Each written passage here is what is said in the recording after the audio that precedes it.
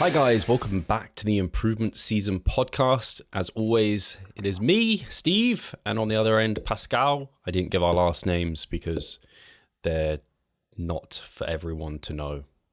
Unless you're a loyal listener. This is the way I go. Do you ever have that where your brain just kind of goes like, you're meant to, it's like small talk. Actually, you said you're good at small talk, or I don't know, if someone just like asks you a question and you have to try and be funny off the cuff. It's never something I've been like mental agility type of thing. Whereas I think of someone, the immediate person that comes to mind is Mike Israetel. Whereas if you just like throw him something like, oh, intro this podcast, you just like come out with like a 10-minute monologue of just this amazing, funny story. You're just like, whoa, okay, your brain works in ways skill to I wish mine did. For entertainment purposes, I think. Yeah. But you've got Peachy Monster over there. I think you had that last week, right? Yeah, it's actually all right. Where does it rank in your... I would say like probably fourth or so. Okay. So first and foremost, it's watermelon. The secondary, I would say it's the green one. I don't know what flavor it is. Apple, no? Could very well be that it's apple. Then I would say the classic one, and then this one. But white in your top four. No. Ooh, I don't like that one that much, to be honest. Really? I would rather then go out and buy a Red Bull over the White Monster. Wow.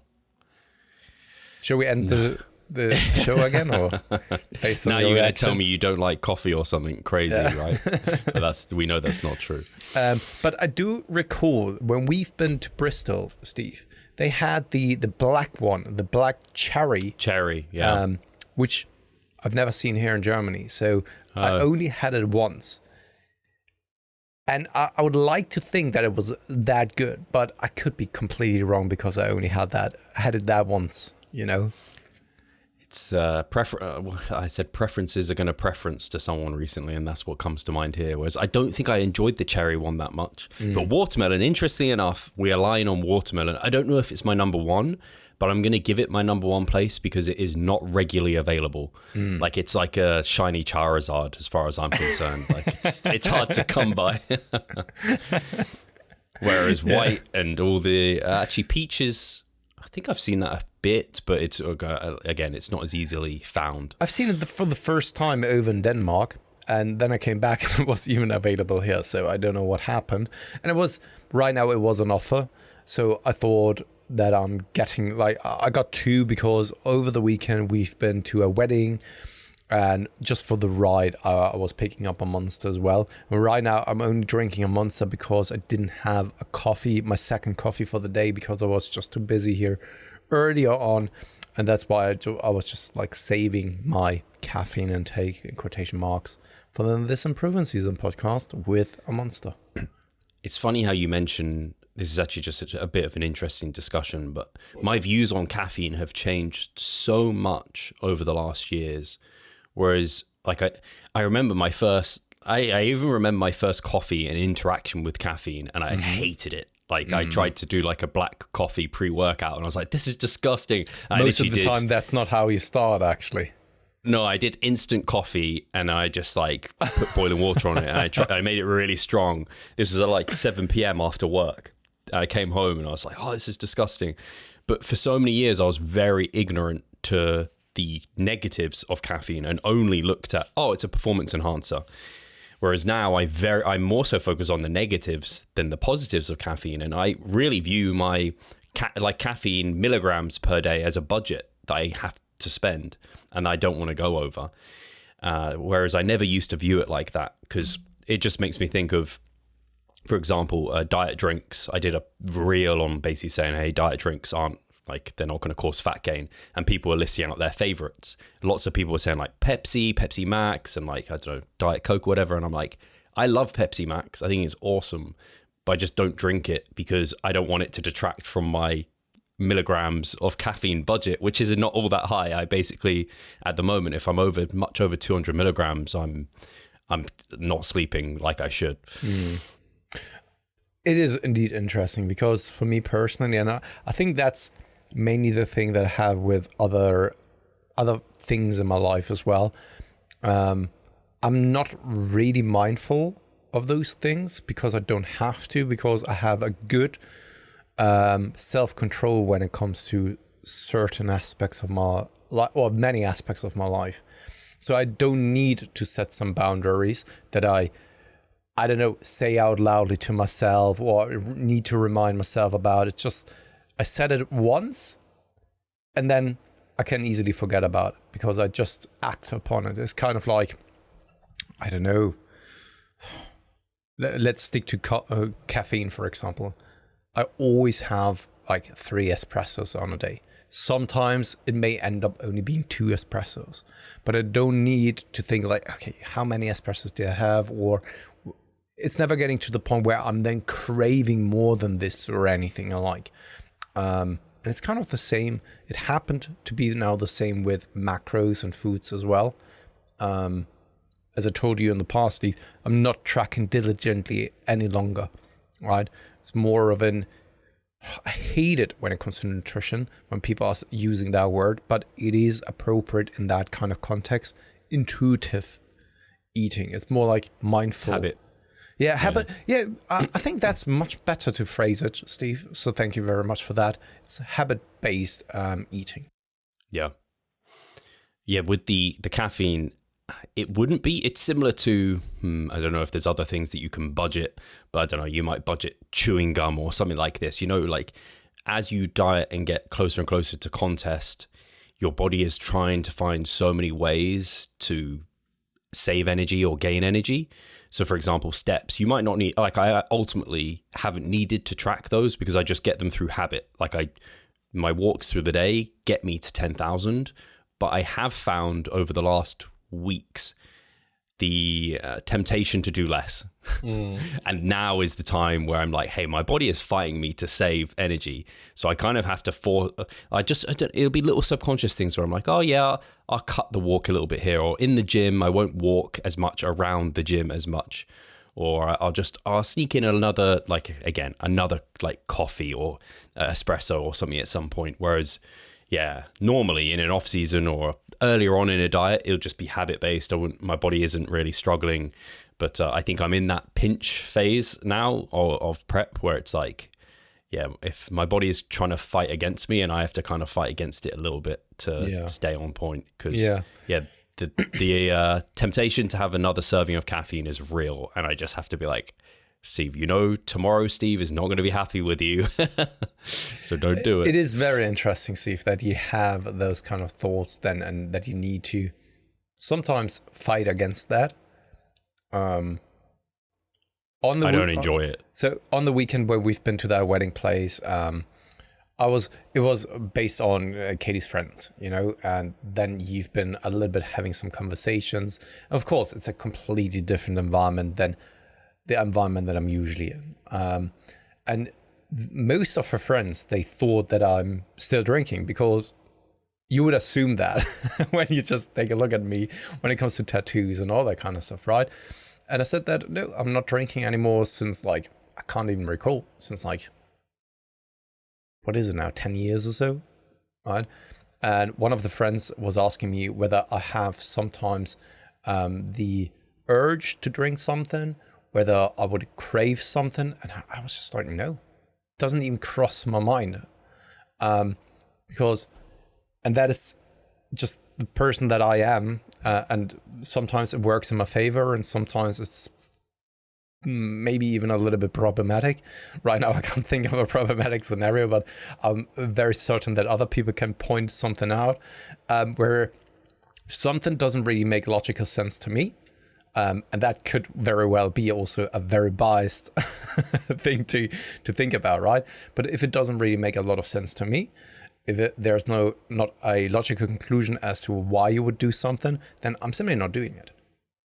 And I don't have to convince myself, or it's not really hard for me then to stick to something. Yeah, it's the only trouble I get is when it's like that. I don't know. Like, it's a case of, for me at least, I'm on that, it, like the amount that of harm it does is weighing up the risk versus reward of that like second serving of caffeine for me a lot of the time, where it's like, have I got a lot of work to do? Am I struggling and lagging today? Is it going to make my life so much easier if I have a bit more caffeine? And then like how much of a benefit am I going to get? And then how hard is that going to hit me the next day? But sometimes because it's a delayed cost, you underestimate that cost. Yeah. It's similar to, I guess, if you... Sorry, go ahead, Steve. I was just going to say, you could think about it with like fiber and food volume. You're like, oh, should I have this extra high fiber thing that's going to satiate me in the short term, but how much digestive distress and discomfort am I going to have tomorrow? Sometimes you downplay the impact of the next day because you're just like, this sucks in the moment. God damn it. Do you have the feeling that those decisions impact you more than maybe others? Like the alcohol situation is a great one. I have no problem saying no to alcohol. Like I just see so little pros to it. And yeah, so I do think some decisions are far easier. Like, I don't know, continue to watch TV downstairs or go to bed. No brainer, go to bed. Whereas some other things, when the cost isn't as clear or as, to me, as clear, I do struggle a bit more. Yeah. And do you find it harder than also during a cutting phase when there are certain temptations to resist those temptations? Because I don't know, something other people are bringing up, something like decision fatigue, right? In a sense, whenever people are more fatigued, the willpower, and also it's later in the day, most of the time they are just tired, physically tired and also mentally tired. They are much, much more prone on making wrong decisions or irrational decisions that they later then regret. And do you find it to be the same for you now that you are deep in prep? Yeah, it's funny. I think I'd actually been thinking about it recently. I don't know who I was talking to, but I was considering the fact on my refeeds, I'm still doing a takeaway. It's obviously something I can really manage and account and have tracked pretty precisely, but it's not as precise as if I make it at home. Or similarly, a meal out. I went out for a meal on Sunday with Charlotte, which was it was actually unbelievable. You'll just see how food focused and diet fatigued I am if I start talking about that meal. But it's one of those situations where I'm like, I think at some point I might have to just give myself a hard rule of just no more. It's similar to if I go out, not that it happens very often anymore, but if we go out for an evening, me and Charlotte, I have like a hard cut off of, for example, like at your wedding, I might have said, hey, once midnight is my hard cut off. Yeah, normally I go to bed at 10, but it's a social occasion, what have you. Like I don't want to detract from that. But I know if I don't have some sort of hard like rule, I'm going to like, there's trouble that's going to ensue. Or caffeine, I will not consume caffeine after like midday. It's just not going to happen. So I do think that's helped me remove that decision fatigue in some situations, like having that hard rule, that is helpful. But for sure during prep, because you're pulling more on that, I don't know if it's like willpower or what have you, but because you are having to restrict yourself more and you don't have freedom elsewhere, it can be tiring. And I don't know if this is related. It feels related, but I didn't learn about this until maybe a couple of years ago. But it's a thing that people buy more like clothes and consumables during prep. Like they buy more trainers and like clothes and I don't know, bits and pieces. I've never heard Yeah, apparently it's a thing. And I didn't really think about it until recently where I was like, it makes sense because you can't do as much when you're in prep. You can't like get that, whatever, that dopamine that maybe you're trying to get through purchasing things. So you do it via that. And maybe you have the income available because you're not doing the social things like you normally would as much, at least. And so, yeah, it was just interesting. And it feels like, again, it's a way to try and get some part of Maslow's hierarchy of needs. Like you're trying to get it someplace else. So it's similar. I think I'm doing it a bit with like energy drinks. I'm investigating them a bit more where I'm like, oh, I've never tried a C4 energy drink. I can just try that flavor, try this flavor. Like, what can I do? It's like, I can only play with so many things. So yeah, anyway.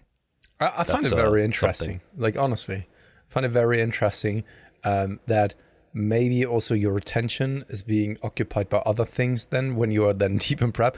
And also the theory that you are having I don't know where you picked that up, but I find it interesting to hear because I've never heard about this. And it it sounds plausible that people who are then, especially in a very rigid mindset, very monotonous daily routine, that they are then more tempted to get the dopamine kick from somewhere else. Yeah. I saw it on someone's story and I was like, is that a thing? And then when I saw it there, when you see something once, then you start seeing it more. And then I saw other people posting like, I don't know, new pair of trainers, typical prep, like happens always every time in prep, whatever. And I was like, like, I don't know if I've noticed that in myself, but maybe it does happen a little bit to some extent. Yeah, could very well be. Funny enough, Steve, because you've been talking about refeeds, it's something that I'm starting to consider doing right now as well. And as you may know, in the past, and this is still my opinion and based on the evidence that I've seen with a lot of my athletes, I haven't yet seen that much of a benefit to refeeds as maybe someone like you or someone like Cliff maybe. But this can also very well be dependent on the type of athlete that you're working with and the type of people. It could very well be that the sample size that I had was particularly skewed towards one direction where refeeds don't really work well for them. So I haven't played with any kind of refeeds in a very long time, at least not intentional refeeds. Thing is, as I already told you, I would like to extend the cutting phase to somewhere around September. That was always kind of the plan to be cutting for that long. But I'm right now at a point where I wouldn't really need to cut any longer if I don't want to. And I think it's right now would be the perfect time to just experiment again with a little bit of refeeds. Also, due to the things that I've mentioned last week with my digestion, it hasn't cleared 100%, still a little bit off. And I would like to know and see whether my digestion has also slowed down so much in combination then with the stomach bug that I've had, that it's just completely kind of fucked up and coming to a halt to some extent. And maybe just by introducing kind of 2 higher days, I may then first and foremost be able to extend the cutting phase without any kind of issues. I mean, I don't experience any kind of issues right now, but also from a digestive perspective, maybe aid some benefits there as well. I don't know if you have any thoughts surrounding that. I do have thoughts, although I don't know if they completely make sense regarding your situation, but it's because last week I had some digestive issues. So I think I had some sort of mild food poisoning because I had, sorry TMI, some diarrhea and I had some stomach cramps and things like this. The only thing I changed was my frozen vegetables. The store ran out of my typical selection, and so I just went for one that had like peas, and like I'm fine with peas. But for whatever reason, that's the only thing I changed in my diet. And when I removed it, my stomach was better. But I have noticed in combination with that, my digestion is slowed down. If you're a typical, I always do a number 2, first thing in the morning, then I weigh myself, whatever. It's particularly evident in prep when you can't do that because you're like, damn, the scale's going to be elevated. Yeah. So I've noticed my digestion slow down. And I think it is a diet fatigue symptom where the body is just more efficient at getting nutrients. And so it just holds on to it a bit more versus the stomach ache issues that you mentioned. But I have found with myself and competitors that refeeds do keep that a bit more like mobile. It's similar to some people kind of hold on to fluid retention for stress and things, and then they have that influx of food and cortisol comes down, and then they get this kind of whoosh effect almost afterwards. It can kind of mitigate some of those issues, so you might see them benefit. It's not a bad thing to experiment with. Also to see how you look. Yeah, to practice your peak, right? Yes, exactly. Because I think whenever people are talking about refeeds and diet breaks, they are only talking about potential physiological benefits in terms of hormones or performance. But I think that there may be even other aspects to it that are maybe even overlooked or not really taken into consideration, such as maybe you can aid your digestion, which sounds counterintuitive at first because all of a sudden you're eating more. How should you then aid your digestion? But in the end, it is exactly like I said. When you are deep in a cutting phase, the body slows down your digestion to extract more nutrition from it. And potentially just by increasing your nutrient density of the foods, you can mitigate it to some extent. I would just be curious to see how my body is then responding to something like this. And because I don't have no deadline, I'm right now still in a cutting phase. I don't need to be cutting for longer, but I'm not feeling terrible. I think I'm in a perfect position to at least consider playing with something like refeeds to further educate myself in my own skin about that. And I'm in a much better position also with dealing with refeeds. I don't think that it's something where I would be having the same issues as I had in the past, for example. Yeah. Actually, that's a good example of things that I don't struggle with adhering to, is like my calories and macros. I'm going to hit them. Like, there's just no question of whether or not. I mean, neither do I, but there was only this one time, and now also reflecting back on it, it makes even more sense as to why I was struggling with it so much, because I couldn't understand what's going on, because it was so foreign to me. And it is now also, once again, a little bit foreign to me, because I've moved away from this, again, so much that I still don't really know what happened. How was this possible, right? This is so unlike me, what was going on there, and I still have no real proper explanation for it, other than it also being a habit-based thing. Yeah. That it was based on habits and based on just like habit-based behavior. This is when you would eat like a packet of rice cakes in the middle of the night. Is that right? Yeah, Am I recalling exactly. that correctly? Exactly. Yeah, that's crazy, isn't it? Because, yeah, to me, that's like, I can't even imagine doing that, but I can totally see how, I don't know, it might just be like one time you do a couple of rice cakes and then, the next night you're struggling to sleep and then you do a few more. And then it just starts being this negative cycle of, it's just a habit now. The body is like, hey, you normally eat at this time and wake up. Like, let's go do this. Yeah. From a physiological perspective, it also makes sense due to ghrelin that it then spikes always at the same time. The more often you do it, the more likely it becomes like an ingrained habit. Yeah, totally. And I would just like assume that this was mostly due to then a habit-based thing, alongside them with maybe, when I look back, I was very, very also in a kind of stressed environment. So stressed in the sense that I had no energy left over anymore. There were just too many things going on.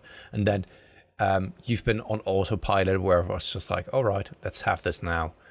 But yeah, it was also very much unlike me, and now it's much more the way that I know myself, and then not struggling with macros or hitting the macros or being aware of that. And it's kind of also playing into the thing about the wedding, talking with other people about this. It feels so weird to them, like so far away, like someone who is taking care of nutrition, not drinking.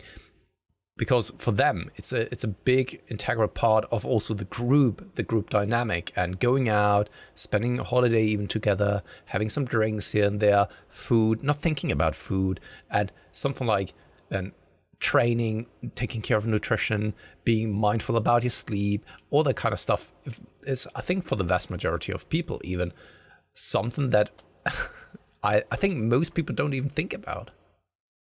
It actually makes me think of why the vast majority of people like Gen Pop are really appealed by supplements and like medication, because something is, I don't know, it could be anything that feels wrong or off in their body, and they immediately go to the doctor, or they like, oh, what supplements can I take to ameliorate this? They don't think about, hey, how are you taking care of the machine, like the quote unquote machine, your meat machine that you're inside. If you're not taking care of it, then like so often I'll hear these situations, I'm just like, immediately I'm like, okay, how do you sleep? How do you eat? Like, do you do any exercise? It's like, like, leave me alone. Like, why are you poking holes in everything? It's like, don't be surprised if your machine isn't functioning well when you're not taking care of it. And I think that's a big part why, yeah, you see in supermarkets, like God knows how many supplements I see in supermarkets and stuff. I'm like, who buys this shit? It's like, actually, you'd think it was like us, the bodybuilders, but especially in the evidence-based space, there's no way we're like, no, you can handle most things with like good nutrition and behaviors and sleep and things. And I guess, and I hope, and I guess this is where it comes, the like doctors who lift, the Nadolski brothers, they're like exercise is medicine type of thing. Yeah. Because like there's a lot that you can solve through doing all of that first. And I think that's also why when something's off for us, we're like, wow, I take care of so many things. What could it possibly be? Now I'm worried. That's true. That's true. And the older you get, the worse it becomes, I feel. That if there's something off, you immediately come to conclusions that are just like life-threatening. Yeah. It's. I mean, obviously the listeners have gone on a bit of a journey with us for that. But my perspective on, aging has shifted over the last like 5 years, where I'm so much more aware of my mortality and the fact that this is a machine that actually is at some point in the somewhat near future going to start getting worse. Whereas I've always just looked at myself as getting better and improving in terms of everything, like health, like muscle mass, like fitness. Whereas, in some time in the future, it's only downhill, which is scary. And we've talked about it in the past already, that thought alone, right, and thinking about mortality is something that has become much more prevalent. So same as for you over the past years. And it's a scary thought. And I'm not ready to deal with that so far, because you really, really have to then sit down and reflect upon things. And I think that, at least that's my assumption, especially the Western society, and this is of course me, myself included, right? We are so occupied the entire time. We are bombarded with impressions and entertainment, music, podcasts, whatever it is, right? We are constantly doing something that takes our mind away from mortality, instead of like sitting down and maybe dealing with that. And this is what I kind of very much like about old philosophers and all that kind of stuff, who then think about dying, that is just part of a cycle, for example, And I'm not at the point where I can say like, no, this is part of life, even though that we all know that is part of life. I'm still not at the point where I can accept that so far. It's making me think of, you'll know Brian Johnson? The guy that is trying to extend his life. Yeah. He's launched something recently, and he wears this T-shirt that says "Don't die" on it. And I just find it so funny. But I listened to some of his videos. I hadn't really ever listened to them, but when I hear him speak, I'm like, there's actually something very appealing about what he's talking about. Like, it's everything we're talking about, and it's very appealing because it's like, what can you do to extend your life?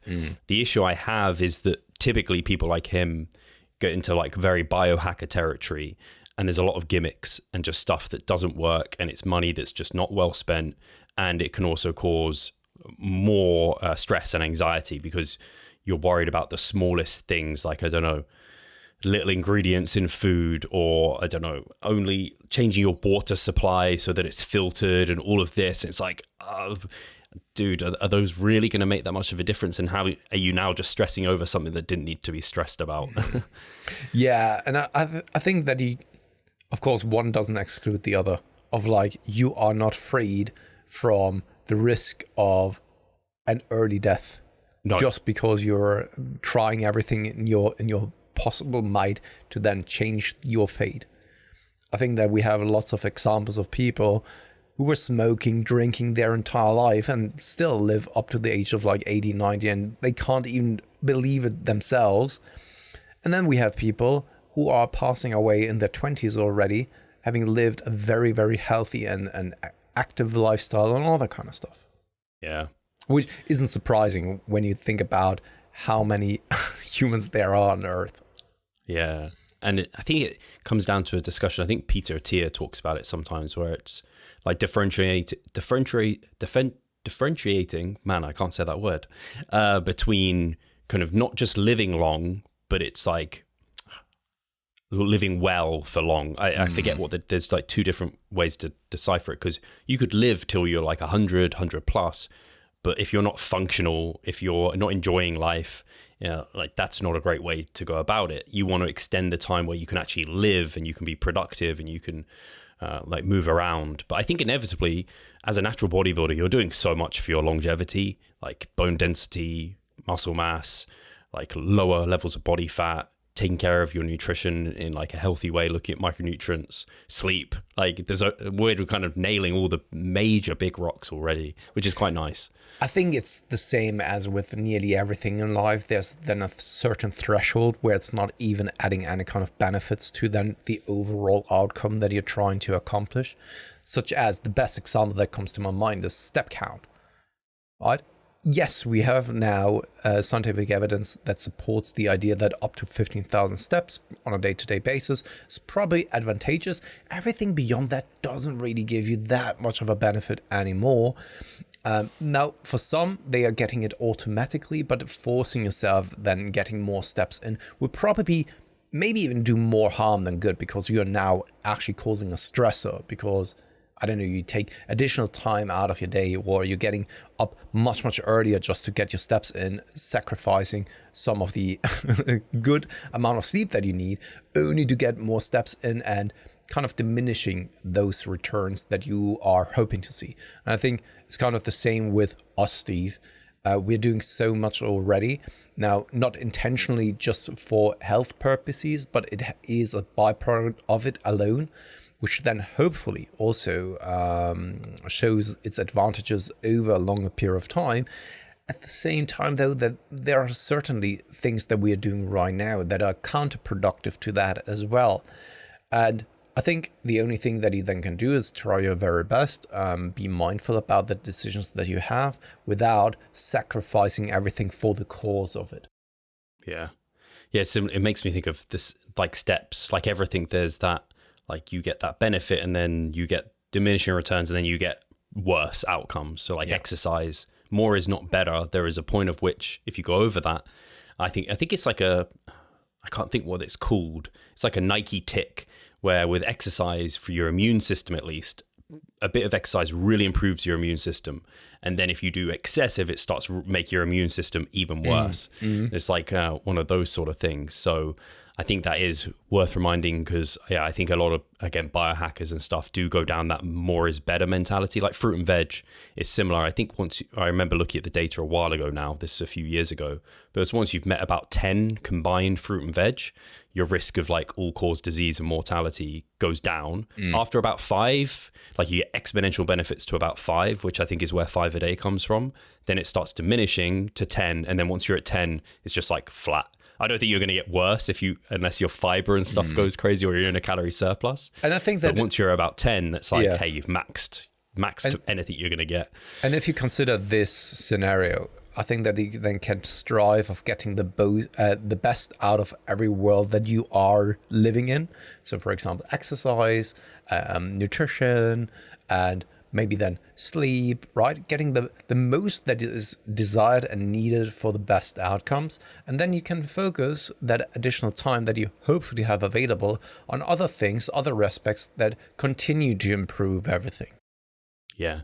I think you're right. With bodybuilders, we definitely take it past the point of benefit to the extreme of probably a slight negative, like comp prep. Certainly right now, I'm not the healthiest I could be. No chance. I'm doing an extreme sport or gaining up towards those higher ends of body fat. There's a time of which that's probably not productive for health, but you have to live life and you have to choose something to kind of, it could be a very dull life otherwise, unless you document it all like Brian Johnson and make all your money somewhere else. And I don't know, that'd be a life.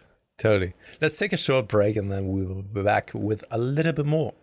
Do you not see the progress you would like? Are you sick of writing your own programs? Or perhaps you need some accountability in order to stick with a plan? Then it's it's time to start working with us. We at Revive Stronger offer a truly personalized coaching service. You'll get more than just an email with some macros or random cookie cutter program. With Revive Stronger, you will be the center of our attention. You will receive your own fully individualized training protocol alongside a customized nutritional strategy. We created the coaching around your needs, wants, personal preferences, and your own unique lifestyle. Every single week, we delve into your program in order to make appropriate adjustments so that we get the most out of your time and the best possible outcome. We help both female and male athletes to seriously change their body composition by adding more muscle mass and decreasing fat tissue. No matter if you're a competitive bodybuilder or just want to look better, if you need help with your progress and taking your physique to the next level, our coaching is for you. It's time to make a change. Sign up today and let's revive stronger.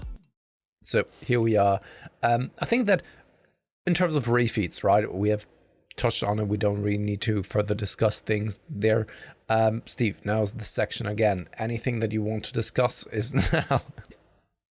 So I actually have, this is kind of along the same lines in some sense, but my food has changed. So the last diet adjustment I had, it's funny, I was looking at my diet adjustments here. I've got them open. I had a diet adjustment on the, oh wait, those were diet break weeks. So 17th, then the 24th. So I haven't actually did that many adjustments, but it was 17th of June, then the 24th of June. So quite close back to back. Since the 24th of June, I've only ever had diet adjustments up. So like more refeed days or more diet breaks. But from yesterday, or kind of from today really, I had another diet adjustment from Cliff because my weight has been stable the last 3 weeks, which is frustrating. And I'm getting to that point of prep now that I'm close enough to shows where my kind of, I guess, my anxiety, my expectation, my need for wanting to see something different and to the level that I want is now there. But prior to this, it was all just like kind of sunshine and rainbows. Yeah, things are in a great spot. Things look like they've improved. I've got plenty of time. Where now it's kind of a bit more crunch time where the shows are getting close. So the adjustment anyway, just so people know, Cliff only took off, I say only, I guess it's quite a big drop, 40 grams of carbs off my low days, and then high days, he took 30 grams of carbs off my high days. Fat and protein, he kept the same, which I was kind of surprised about.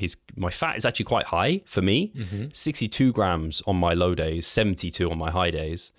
Protein's also high, 235 on my low days, 210 on my high days there. But like I said, I trust Cliff completely. I'm going to follow these guidelines. And so, yeah, hopefully that shifts things the way we need them to. I was looking at my physique again and comparing, and I'm like, I'm fairly confident I'm very similar levels of condition where I've got everything's kind of through, everything's kind of striated that I want it to. I've got soft glute lines from the rear. And it's that I know I want to change, like where I want the hard glute lines from the rear. So, and I know it's this typical fallacy that bodybuilders can fall into where they just chase that and they get lost. And that's why I've got Cliff, because he will push me if I need to be pushed. I was just about to say, yeah. Yeah, he'll push me if I need to be pushed.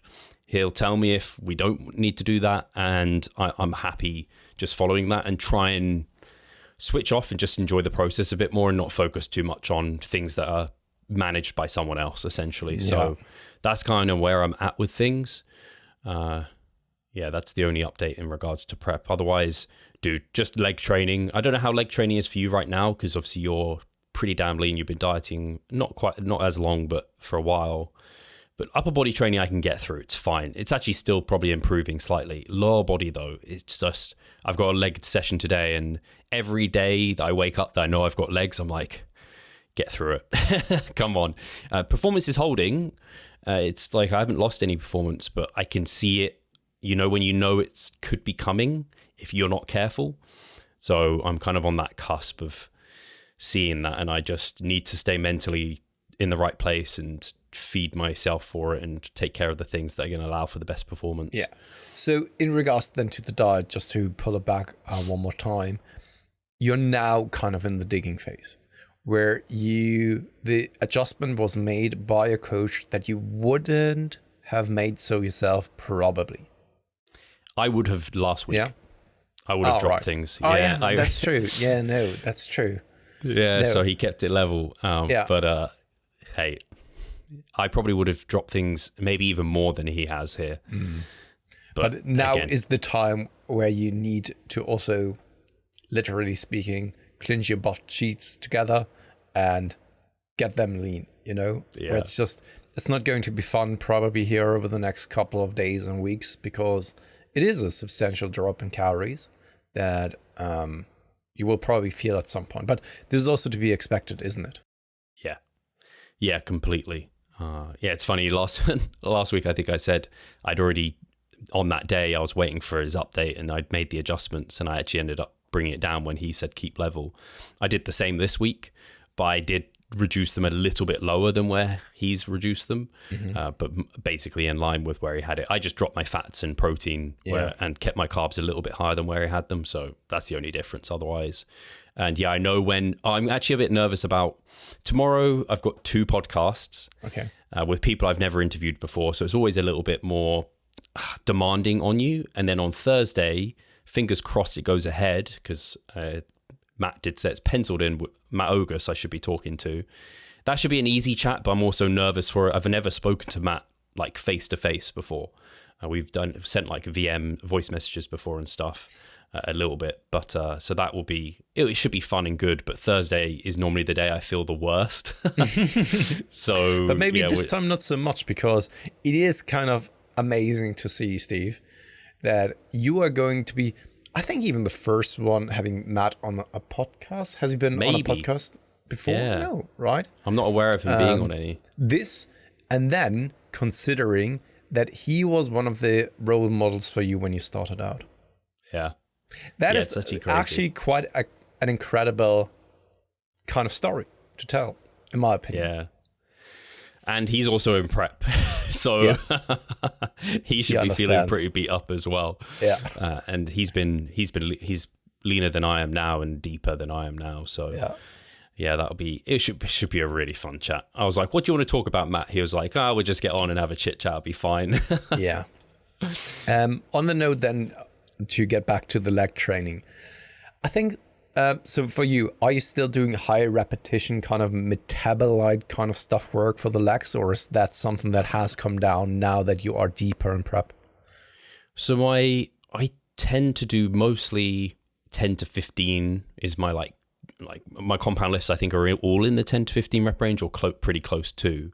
And then my like sissy squats, leg extensions, they're all like 15 plus. I do one where I do a superset of metabolite stuff, but mostly it's just 10 to 15 is like the bread and butter. Okay. Have you ever considered then going back to something like a kind of mixed session? Because as I already told you, for me right now, it's a pull hams, quads push, and then it's arms, and then arms shoulders, and then once again, rinse and repeat. And what I found to be the case is it's much more bearable to then do the leg stuff there instead of having like one dedicated leg day where it's just like, all right, I need to hit the quads and I need to hit the hamstrings. Good news is, for some reason, I don't know what it is about it, hamstrings don't worry me at all. Like my hip hinge, I don't get anxious about it at all. I go into it and I'm like, yeah, it's going to be fine. But for my leg press and for my hack squat, for my belt squat, fine, no issues with it. But yeah, for the hack squat, it's only 2 sets of hack squat as well. And that one, I'm just still like, that's my most anxiety inducing lift. I don't know what it is about it. I just don't feel as strong and able. But you always have those kind of lifts in there at some point.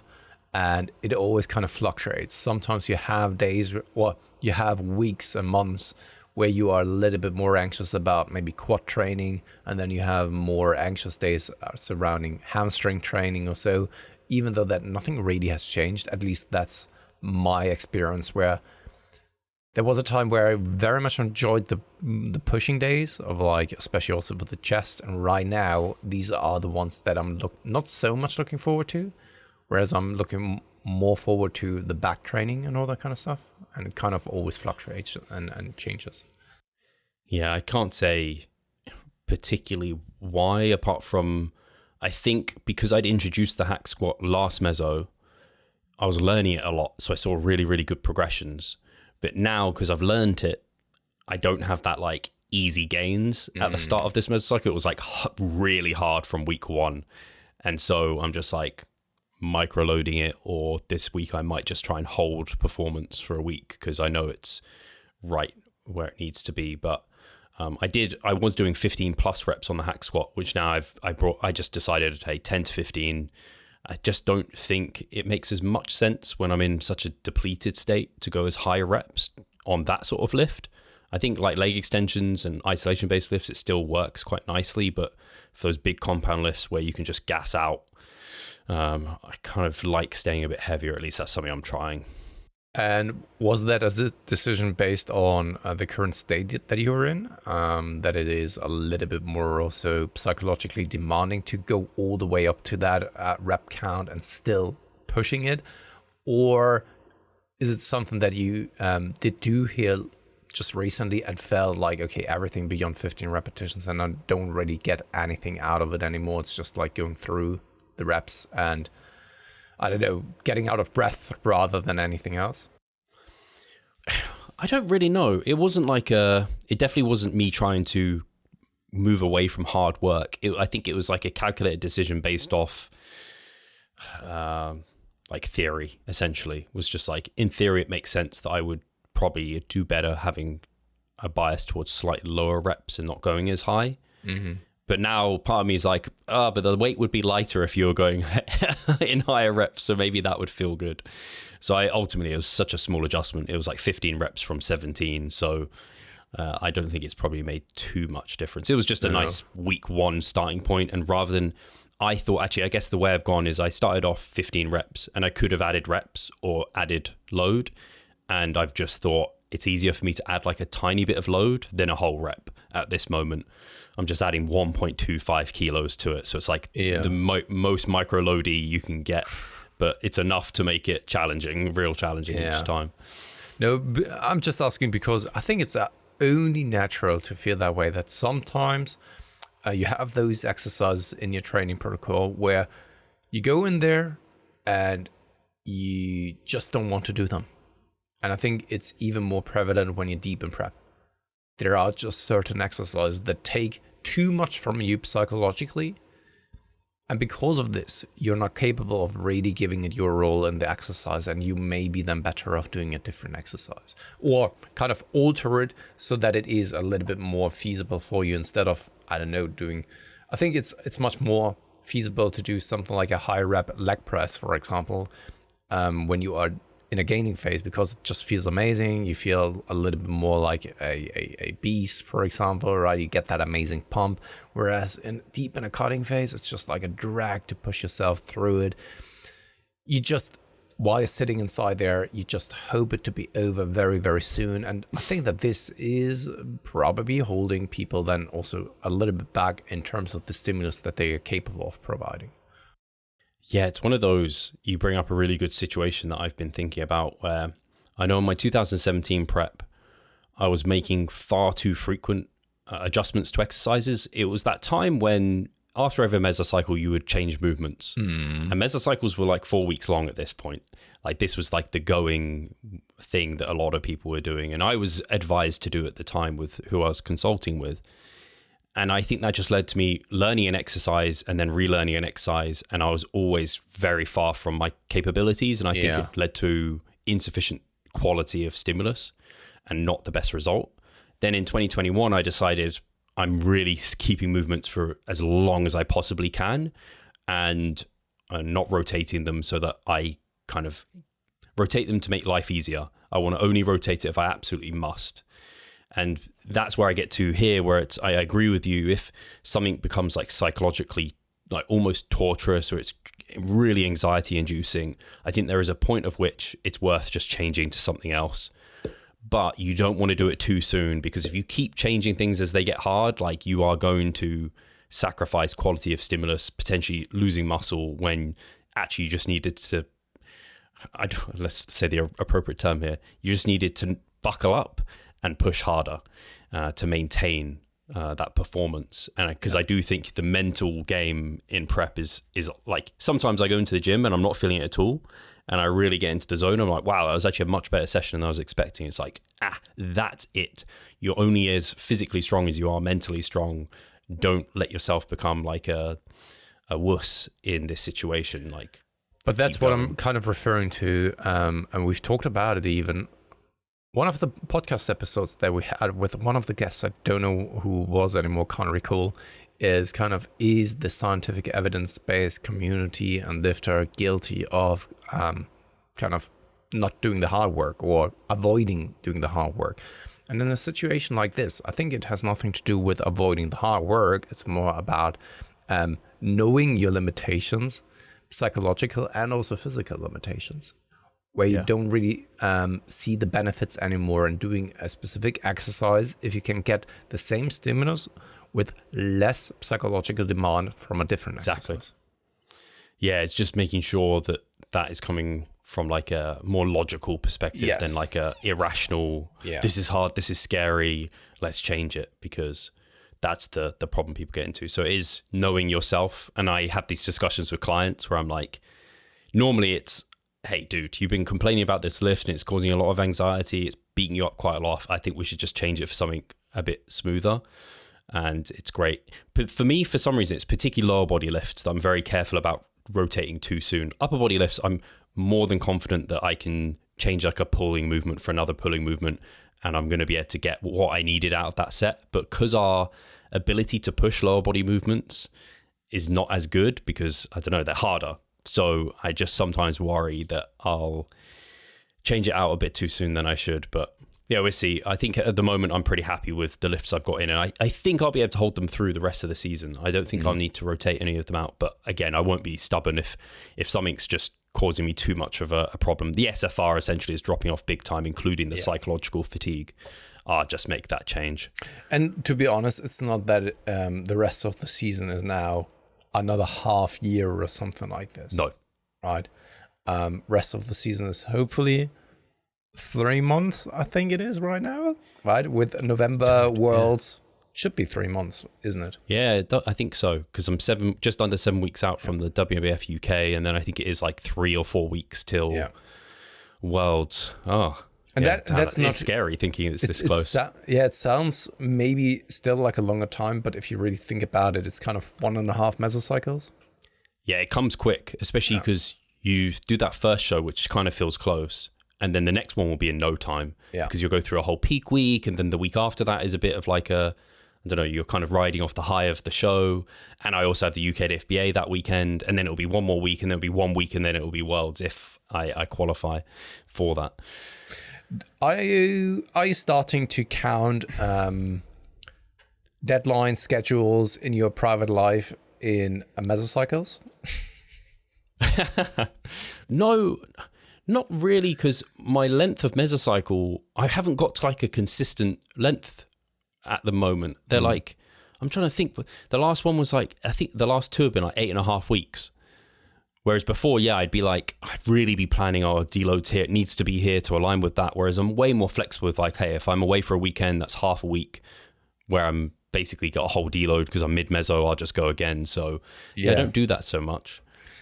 I just know whenever there's an event coming up that is now somewhere 5, 6, 7 weeks in the future, I just know that this is all right. This is the time where I then take a deload and plan a deload. So things have become scheduling. Your calendar week or months aren't really counted in calendar month anymore. It's kind of mesocycles. Yeah. I definitely had that especially when I was getting this half sleeve done and I was getting a deload every, a tattoo every deload.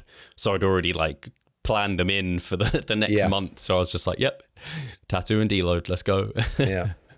And also with family at home, there's always something. Like, honestly, there's always something. I can't, like, since 2 years now, there's always something happening every kind of what it is that I just said, like every 5, 6, 7 or 8 weeks. And you can always then plan something according to that. Absolutely. And actually, on that note of family and things happening, I don't think I'm going to touch wood right now. You haven't been sick in ages. Something to note. Except for kind of the stomach bug and all that kind of stuff, you know. It doesn't count. But yeah, something like cold, not so much. I would also attest it to, of course, the weather, that people or the kids are spending more time outside and not so much cramped into that small room with lots of germs and all that kind of stuff. But also, they are getting older. You are kissing less. I'm not right now, especially during the cutting phase, I'm not eating the rest from their tables and all that kind of stuff. Oh, from the plates, I mean, or outside of the bowls when it comes to the oats. And I think those kind of things, those little details, they do make a difference. Unfortunately, because I want to be close to them, of course, right? But I think that this keeps you from being kind of sick the entire time.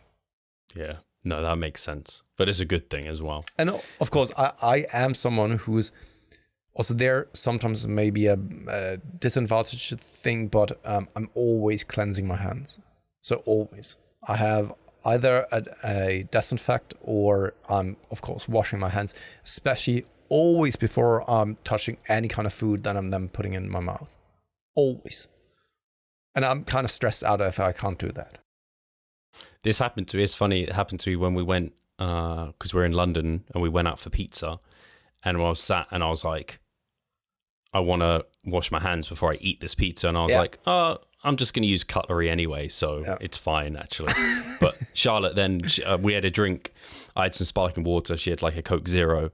And mine didn't have any ice in. And she was removing her ice because it was too much. And then I was like, oh, I'll have your ice. And then she picked up with her hand and dropped it in my glass, and I was like, oh, you don't care about this sort of thing, but I definitely wish you washed your hand. Steve, I feel the same way, unfortunately. And I don't know whether it has gotten much worse over the years. Could very well be due to then external factors, that's for sure. But I am much more picky when it comes to those kind of things, even with Katie. And I don't want to be that way, you know? If you're getting sick, then you're getting sick. It's probably not the end of the world. They are not having the worst sickness on their hands and all that kind of stuff, right? But at the same time, I don't like it. It's the same as when I see the cashier at a supermarket kind of sneezing into their hands and then continuing to take your stuff and all that kind of, I don't know. I don't like it. Yeah, I know what you mean. Or if you're walking behind someone and they're like, or if you're on the underground, like anywhere, public transport, someone's like coughing and sneezing loads, you're like, oh. Yeah, and not just cough. There's nothing against coughing and sneezing, guys. It's more like, where are you coughing and sneezing into? It is into your elbow pit, right? So it's not into your hand. And whenever I see something like this, I'm chuckling. And the thing is, I would rather than be very much ignorant to that. And this is, of course, more so, I would assume, my problem rather than the other guy's problem. I'm the same on the underground when you're like holding things. I try not to. And then I'm like, oh, but I need to. And I'm like, oh, I didn't bring any like alcoholics. I think, though, that this is a common phenomenon that everyone is experiencing.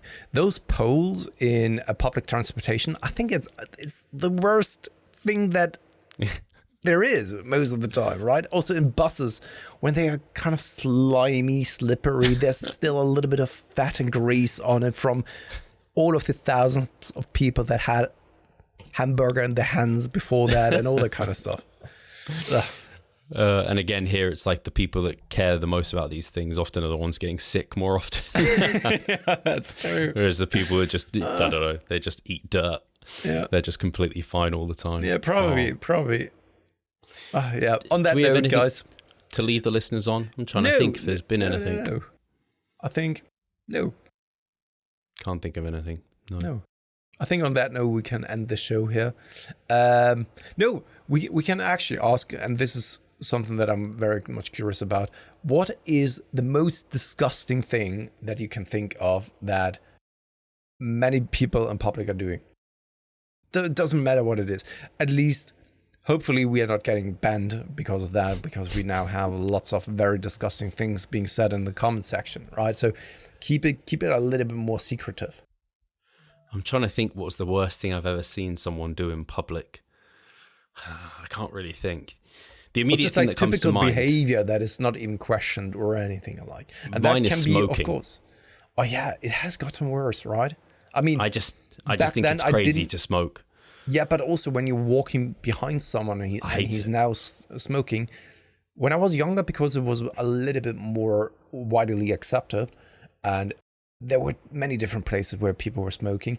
Now, I smell it from so far in the distance, and I hate it. I despise it. It's awful. And it's bad if your neighbors smoke, like in their garden, and then it just like floats into your house. I think that was with our previous neighbors. They've changed now. Yeah. They would smoke in their garden a lot, and I'd get it all in here, and I'm like, Oh, lovely. Yeah. So, guys, what's kind of a disgusting thing or pet peeve of yours that many people in public are doing? I would love to hear that, and or maybe even in the gym. That could also very well be a case, right? Oh yeah. Cool. But guys, thank you very much for listening and tuning in. Hit the like, hit the subscribe, hit the notification button, and I guess I'll speak to you guys soon. Cheers. Cheers, guys.